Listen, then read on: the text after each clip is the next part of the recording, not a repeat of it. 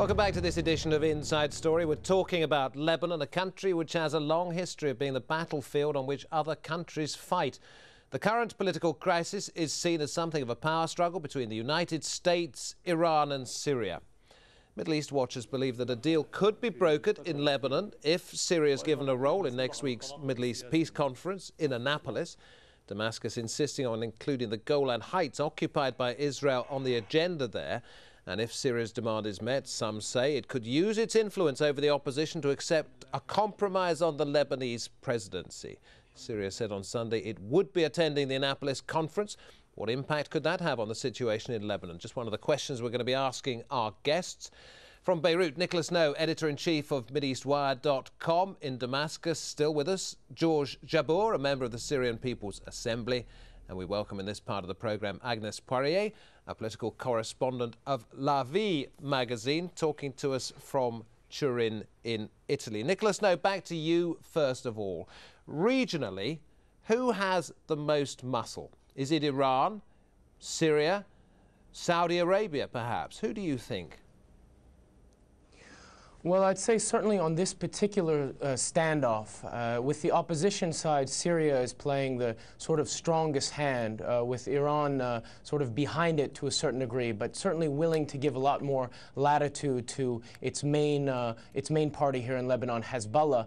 On the pro-government March 14th side, you see them strongly supported by, it's not a regional country, but by the United States, of course, with the opposition arguing that the United States has really been, and elements of the Bush administration have really been the impediment to getting some sort of a solution on the presidency at the very least. Now that's, of course, vigorously disputed by the March 14th pro-government side.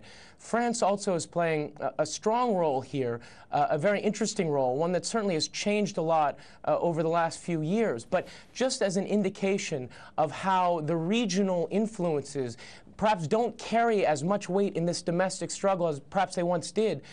For example, on the French side, they are seemingly unable to sway General Michel Aoun, the most popular Christian leader here in Lebanon, unable to sway him, according to some reports, to try and either step aside or to approve of some sort of other candidate, despite the fact that Michel Aoun spent years in exile in France.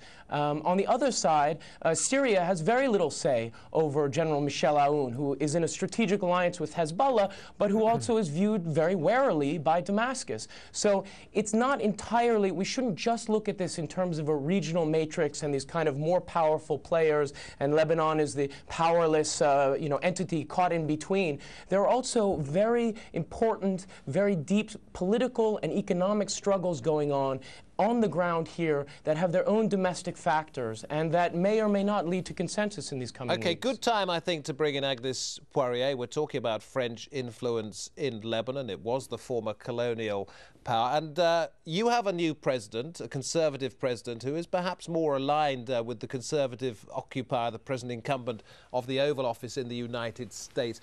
What does France think it can do? What does France think it should do? Well, I mean, you're right. There is a clear change of tack in the French diplomacy since Nicolas Sarkozy was elected last May. Although his predecessor, Jacques Chirac, was also conservative and from the same party, his take on the region was very different.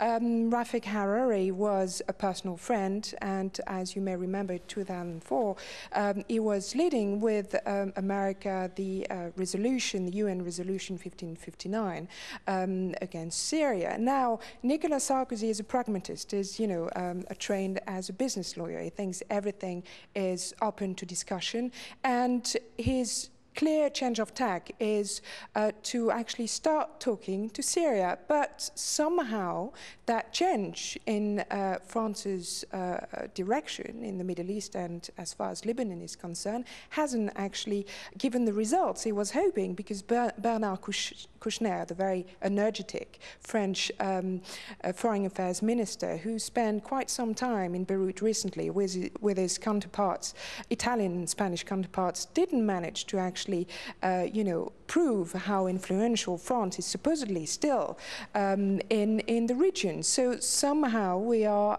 it's the impasse, as we say in French. Agnes, just stay there for a moment while I bring in Georges Jabbour, listening to us from Damascus, a member of the Syrian People's Assembly. What do you make of France's take on this and the role that Bernard Kouchner has tried to play so far? Well, let me put the record straight. I am a former member of the People's Assembly. And then again, what I would like to say about the mission of Minister Kouchner is that it seems to me that his photo, together with two Catholic ministers, foreign ministers in Lebanon, how would anybody look at it in the Arabo-Islamic continuum in this part of the world? It was really a miserable appearance of the three together, defying the sentiments of the people here. And then again, there was the demise of the French role in Lebanon, which is every Lebanese considers to be really some sort of a fall for the French diplomacy. Many people consider that Kouchner was in Lebanon as if he was taking a training course in diplomacy. He is energetic, he is sincere, but I don't think he understood the complexities of the situation. All right, let me ask you about Syria's role in the Annapolis Peace Conference. Suggestions that if Syria gets some say on what might happen to the Golan Heights, it could use its influence in Lebanon in a way that perhaps the West might like. What do you think? Well, I think that what is between Syria and Lebanon is a geographic link which does not exist between Lebanon and France, nor between Lebanon and the United States. And then again, I suppose that Syria does not bargain on its position. It does not bargain on Lebanon, it does not bargain on the Golan.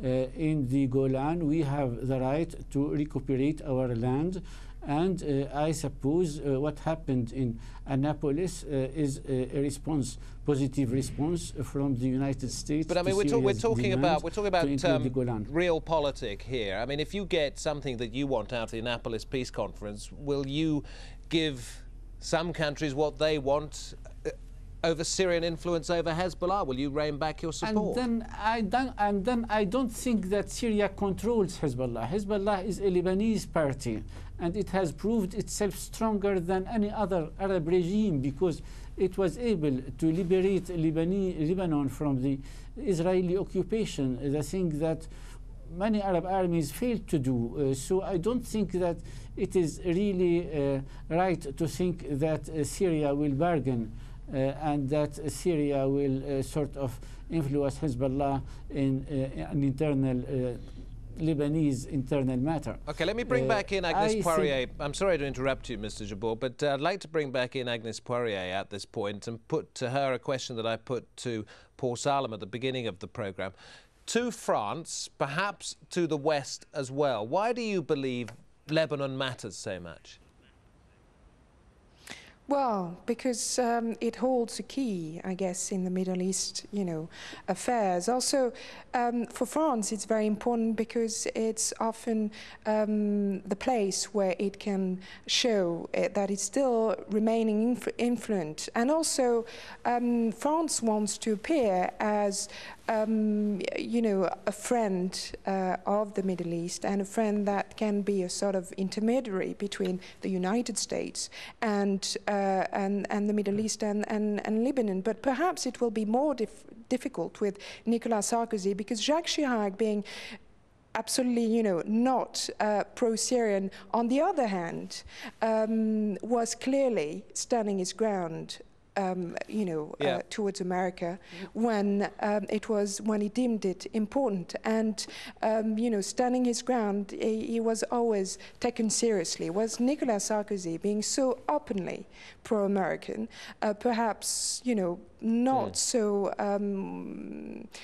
Not so in a very subtle way, can actually hinder France's position in the Middle East. I want to ask Nicolas now, in Beirut about an editorial in the Daily Star, the Lebanese English language newspaper, which says, how did the Lebanese end up with such loathsome leaders? Their politicians, virtually all of them, have been selfish and short-sighted, risking national collapse. If that is the case, was it their fault, or was it the fault of those outside trying to influence Lebanese politics?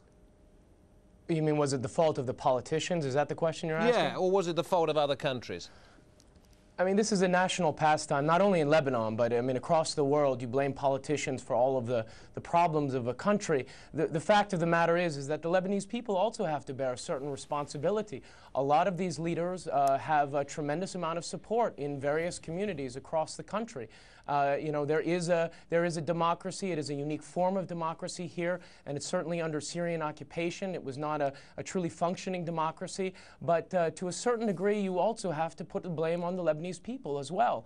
Of course, the politicians here come under severe criticism all the time, and of course there is a certain amount of blame that should go around. But also likewise, I would respond to the second part of your question, which is the sort of regional or international powers that have a long history of intervention in this country that don't necessarily put at the core of their strategies in the region, but certainly an important complicated perhaps for us to cover in this story. And thank you for joining us on this edition of Inside Story. We do welcome your comments and suggestions. Email them to us if you wish. InsideStory@AlJazeera.net. InsideStory@AlJazeera.net. From all the team, goodbye for now.